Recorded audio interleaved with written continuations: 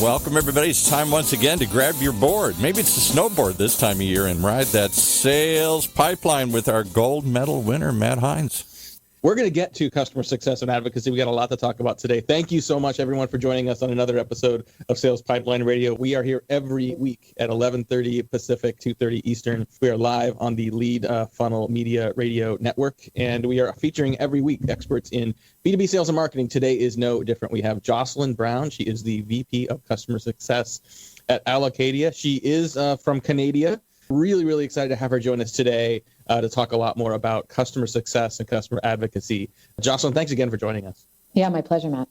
If you've listened to this show in the past, you know that we are as guilty as a lot of B2B marketers in that we spend the majority of our time talking about acquisition. We spend the majority of our time talking about getting customers on board. And when you look at the budgets and the resources from a lot of B2B marketing groups, I think that's reflected there as well. You've got all these people and budgets and market and technology devoted to acquisition. And then when it comes to sort of keeping customers, oftentimes it's a toll-free number and an occasional newsletter. And I don't know if you saw just this morning, a friend of both of ours, Paul Tashima, who's the CEO of Nudge, he put something up on LinkedIn talking about customer success then and now, that previously it might have been more reactive. It was more support and service. Now it's really a revenue driver for the business to drive advocacy, ambassadors of the brand, expansion. So what maybe used to be kind of maybe an afterthought, maybe something that was thought of as more reactive, administrative, and tactical is now very much a strategic part of the business. So would love to have you kind of talk about your perspective there and then what you guys are doing with that at Allocadia as well. Yeah, absolutely. I think probably the advent of subscription economy, really of SaaS, is what has put just such a spotlight on retention, on investment in your customers.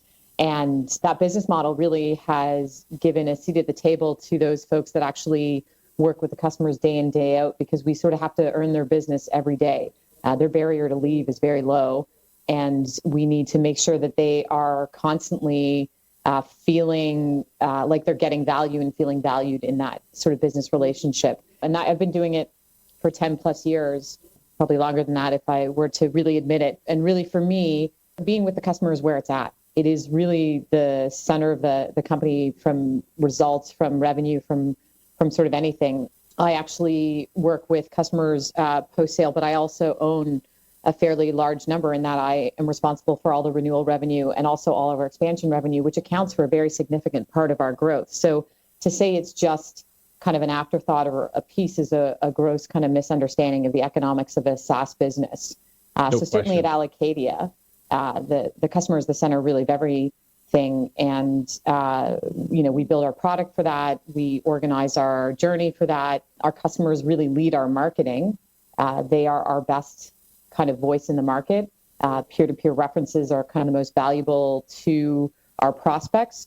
So putting the time and effort and attention into our customers to make sure that they're receiving value means that they're going to talk about it. They're going to explain it in the market. They're going to continue to work with us and advocate for our business. So I think those that haven't figured that out yet are behind. Yeah, I wholeheartedly agree. And let's talk about how that relates to what we do talk a lot about here, even on the acquisition side, which is the buying journey. And I think oftentimes we think of the buying journey too often as ending when someone buys. Like that may be the middle, that may be the end of the sales process, but it's really the middle of what I'd call the revenue bow tie. You may have gotten someone to buy, but that's when things really begin. As someone who's spent quite a bit of time, and I want to get back and talk about the Eloqua days as well, how do you as a customer sort of success professional think about the buying journey? It's way beyond the closed deal, right? Absolutely. I think also just in the nature of how people buy now, because it's a lot easier to try things, because it's a lot easier to sort of start small and grow from there. You also are seeing that people are really trying and then expanding. So that land and expand strategy that we were successful with at Eloqua and is a very big piece of our strategy at Allocadia is let's get people in experiencing our product, experiencing our team, solving their problem, maybe at a smaller scale, and then help them kind of map out how to get to a fully executed strategy and a fully executed, and that there's really no downside to us bringing in a customer at a sort of smaller scale, because we know, first of all, that our technology is going to help them. We know that our team understands what's going on, has done it many, many times before, and is going to provide them the right kind of guidance. And we know if we let them kind of set the terms of how they grow, that it's going to be the right solution and the right fit. We're not going to kind of have to back into it based on a sales cycle that maybe not everybody knew enough to run really, really well. So for us, there's no fear of people coming in and sort of trying it out a bit first, because history tells us that that's a great place for us to start and to grow.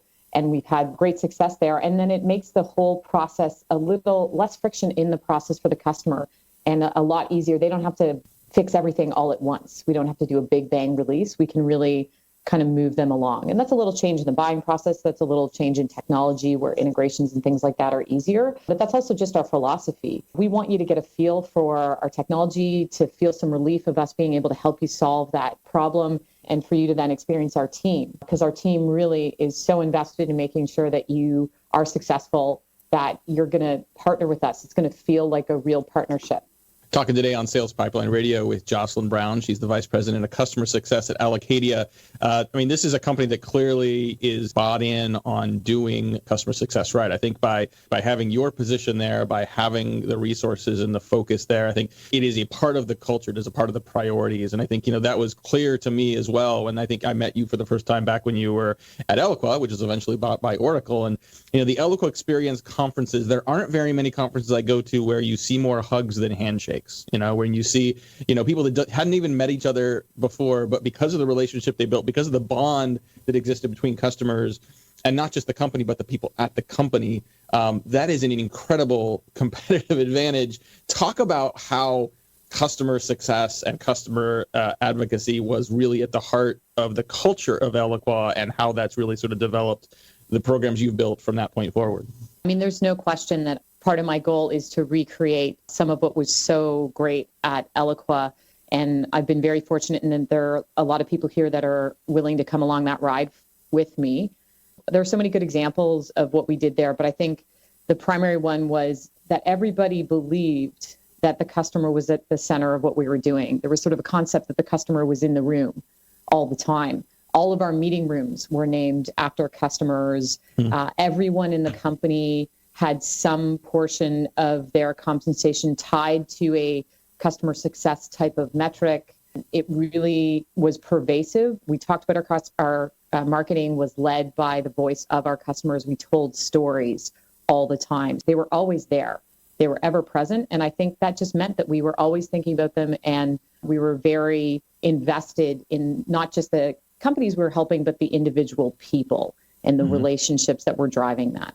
Another part of the customer evangelism and customer experience program at Eloqua that I was certainly a part of as well as a Eloqua customer and partner was Topline. Your customer success staff extended into your customers. You had customers that were essentially, ambassadors and support staff in many cases for each other. And I think talk a little bit about where Topliners came from and sort of why that was such a key part of the success for you. The investment, or the choice to really put that kind of investment in there, came out of a project called ICE. It was the ideal customer experience, where people from sort of all of the post-sales functions got together and tried to figure out where are all the ways that we can make this experience even better for our customers, where we can make it easy to do business with us, where we can celebrate success, where we can share stories, where we can help people grow together.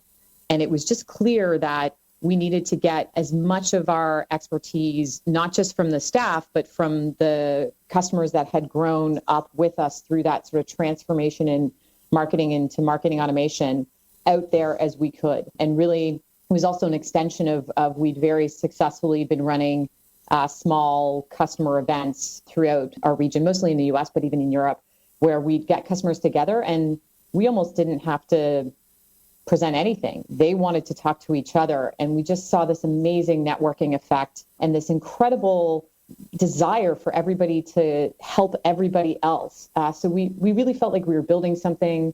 It was a pretty transformative time in the B2B marketing space, and everybody was on that same mission and everybody wanted to help everybody else. So Topliners really was our best way to kind of amplify that. And as you know, it really did exactly that, where our customers became our best educators, our best marketers, and really the best source for expertise. Topliners, we probably just said this would be, it was basically a discussion board. It was a discussion board with comment threads where you could attach documents, and I mean, like a lot of companies have those, but I think hopefully what you've heard from Jocelyn so far is there was something very special about the culture. There was something about the priorities of the organization, the people that were leading it, the people that founded it, and, that really drove what happened with customers. And I think, you can set up message boards, you can start newsletters, but unless you have that culture, it's not going to go where you want it to go. We're going to have to take a quick break here, pay some bills. We'll be back in just a couple minutes with more with Jocelyn Brown, Vice President of Customer Success at Allocadia, talking a lot more about advocacy, a little more about the old Eloqua days, and what she sees moving forward in terms of driving more revenue responsible customer programs. You've been listening to Sales Pipeline Radio. In a world where the speed of innovation and change in B2B marketing has never been greater, the only thing bigger is the need for clarity, for a blueprint, for a guide to what's really working. And how about a way to apply it specifically today to increase sales pipeline growth, velocity, and most of all, conversion? That's what you'll find in the Modern Marketer's Field Guide. And amazingly, you can download it for free. HeinzMarketing.com, just like it sounds, HeinzMarketing. It encompasses the entire sales and marketing cycle, but in quick bursts with lots of specific, actionable ideas, strategies, tactics you can put to work right away, like today. The loaded table of contents helps you narrow in and tackle a problem. And it's something you can come back to over and over again as a reference guide. Why not download your free copy of the Modern Marketer's Field Guide? It's free. HeinzMarketing.com, just like it sounds. HEINZ Marketing.com. All right, back to our program with Matt Heinz. Thank you so much, everyone, for joining. If you like what you're hearing today, make sure you join us every week. Coming up in the next couple of weeks, and next week on Sales Pipeline Radio, we have Joe Hyland. He's the CMO of On24. We're going to talk about secrets of CMOs, the secret successes behind small B2Bs to revenue leaders. Joe has started a podcast called Confessions of a CMO, and we talk a little bit about that. And the week after our first episode in March, I'm super excited. We have Jill Conrath. She is one of my favorite people in the B2B sales world. She's written a number of books, including Snap Selling, and just hugely influential to me and to others in B2B sales. So excited to have her join the program as well. Today, we still have a little more time with Jocelyn Brown. She's the VP of Customer Success at Allocadia. Jocelyn, it's from your journey from Eloqua to Oracle to where you are today. Having that sort of culture and focus on customer success is great, but I think continuing to provide ideas and insights to your customers, oftentimes, and I think we've seen this data from Gartner and CEB and others, it's not just providing a phone number to call. It's not adding more features. It's really helping your customers become smarter, giving them new ideas and insights. That is a huge competitive differentiator. So the content that we're seeing online and then what you're providing to customers is a huge part of your job as well.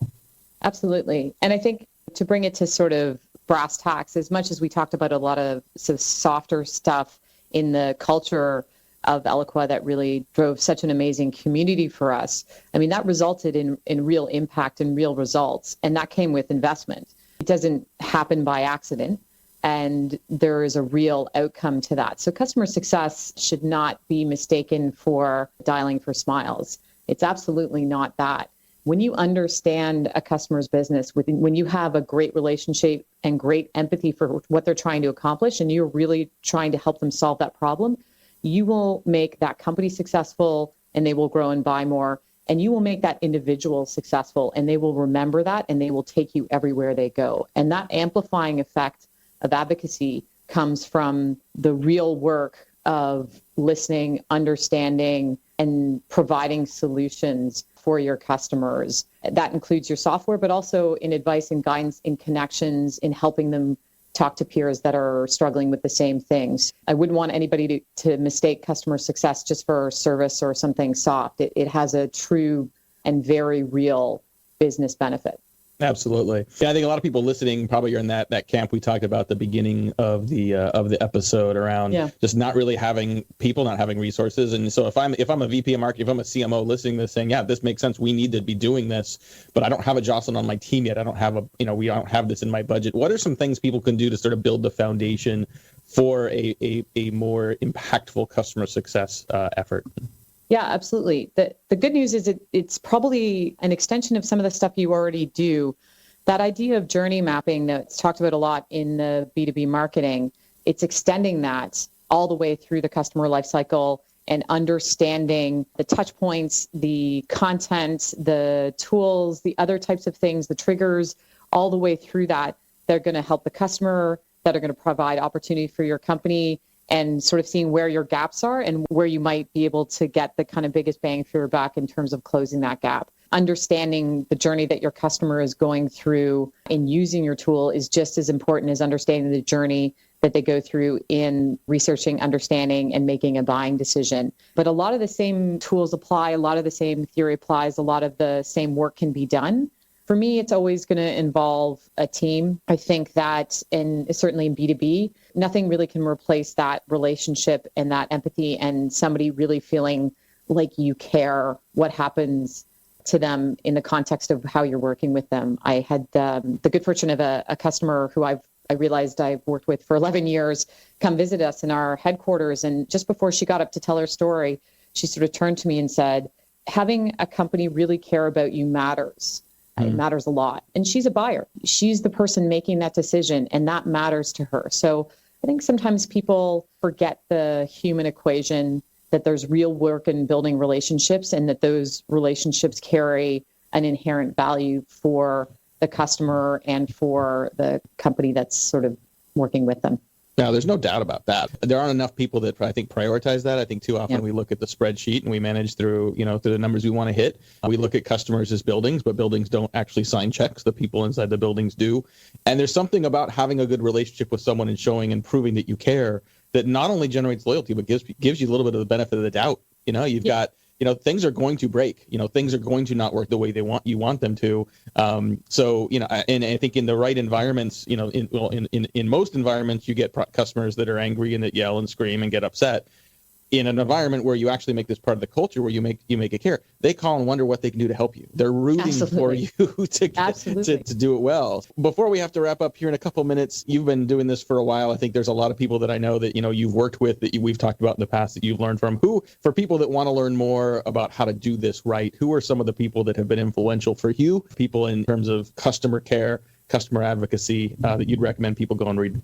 I take just an incredible amount of learning from my days at Eloqua, and I continue to work with those people and talk to them. So you mentioned Paul Tashima. He certainly writes on customer success and the power of relationships. Heather Fay, who's at Lookbook, is probably one of the most talented advocacy leaders that I've really ever met. I'm a Gainsight customer, so I spend a lot of time reading their content and have had a chance to meet Allison Pickens.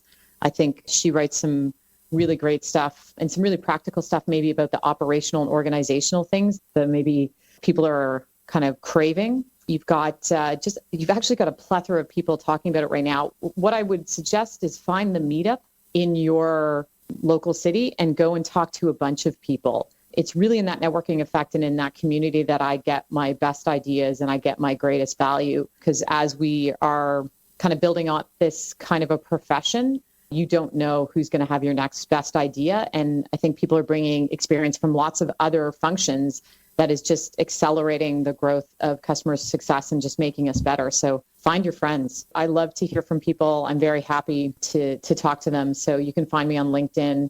My Twitter handle is Joce Brown. Joce Brown. I'm happy to interact on this stuff because that's what's fun for me. Appreciate you doing that. And I think, your approach here and your answers reinforce everything I know about you, just being a very genuine, very customer-centric person and very, very open to sharing ideas and your experience with others. So appreciate that very much. I would echo the find friends, meet friends, stay connected with friends that also have similar roles, not necessarily in your industry, not necessarily with your same type of customer. I think sometimes if you get into other industries, other customer situations, you might discover something that you hadn't thought about in your four walls that someone else is doing because of what feels natural to them that might be truly innovative and new in your industry that gives you another edge. So definitely important to continue to be lifelong learners. Well, speaking, Paul, of lifelong learners, we're going to have to wrap things up here on another episode of Sales Pipeline Radio. If you like what you hear today and if you want to share this episode with other people on your team, you can do so a number of different ways. You can go in a couple of days to salespipelineradio.com. We will have this entire episode on demand.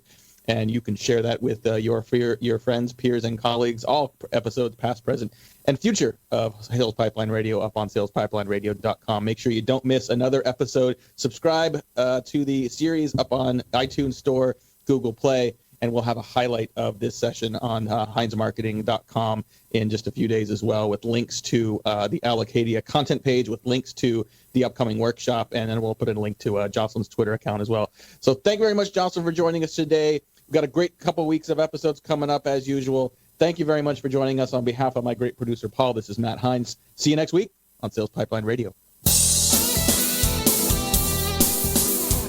Once again, you've been riding the sales pipeline with Matt Heinz of Heinz Marketing right here in the Funnel Radio Network for at-work listeners like you.